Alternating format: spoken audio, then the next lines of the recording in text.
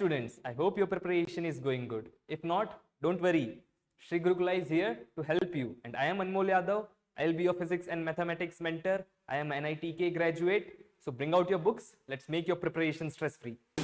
So next question is, the radius of an air bubble is increasing at the rate of 0.5 centimeter per second. So at what rate is the volume of the bubble is increasing when the radius is 1 centimeter?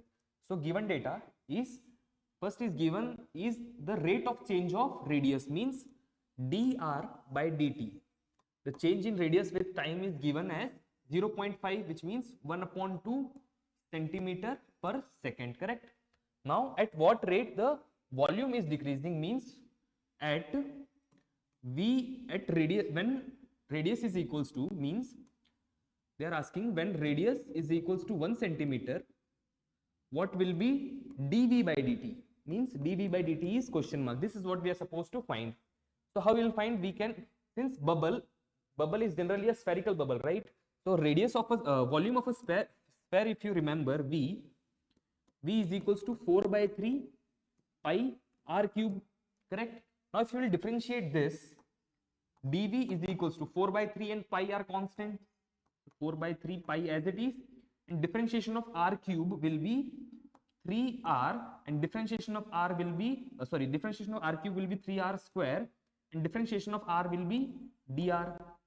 Now if you will divide this equation by dt, what we will get? dv by dt, correct?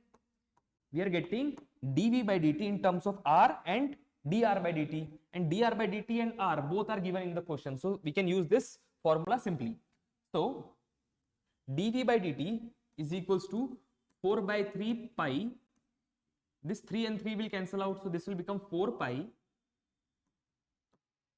and at what radius they are asking dy by dt? When radius is 1 centimeter, so 1 square, and dr by dt given in the question is 1/2.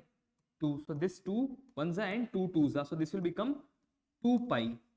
So dv by dt at r is equals to 1 is 2 pi. So this is our final answer. I will be back soon. Till then, keep practicing. This is Anmol Yadav from Sri Gurukula signing off.